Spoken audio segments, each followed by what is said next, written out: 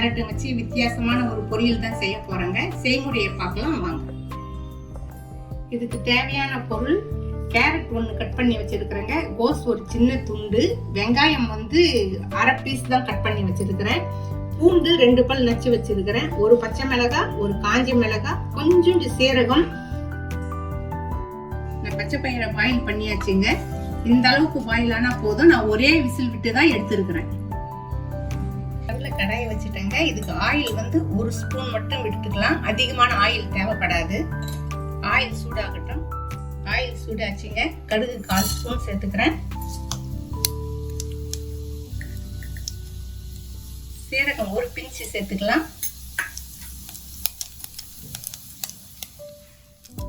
Onion சேர்த்துக்கிறேன். அதன் கூடவே வந்து பூண்டு, பச்சை மிளகாய், காஞ்ச மிளகாய் சேர்த்து லைட்டா வதக்கிக்கலாம். 1 நிமிஷம் வதக்கினா போதும். இந்த அளவு வதங்கின பிறகு கேரட் சேர்த்துடலாங்க. கேரட்டும் கோஸும் நான் 2 ஒண்ணா சேர்த்துறேன். நல்லா கலந்து வச்சுக்கலாங்க. இது 1 நிமிஷம் வதங்கட்டும். 1 நிமிஷம் வதங்கியாச்சுங்க. பொரியலுக்கு தேவையான சால்ட் சேர்த்துறேன். ஒரு வதக்கு வதக்கிட்டு ஒரு 1/4 டம்ளர் தண்ணி சேர்த்துக்கலாம்.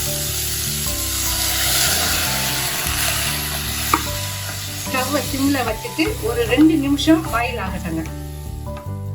கேரட்டை போட்டு 5 நிமிஷம் ஆச்சுங்க. நான் இடையில மட்டும் ஒரு முறை கலந்து விட்டேன். இந்த அளவுக்கு பாயில் ஆயிடுச்சு பாருங்க. இந்த சமயத்துல வந்து பாசி பருப்பை சேர்த்துடலாங்க. சேர்த்துட்டு ஒரு 2 நிமிஷம் கலந்து விட்டு இறக்கிடலாம்.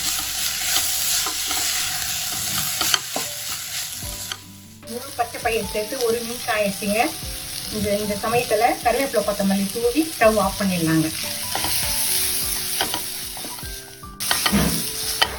கோஸ் பொரியல இந்த மாதிரி செய்து பாருங்க. சாப்பிடாதவங்க கூட விரும்பி சாப்பிடுவாங்க.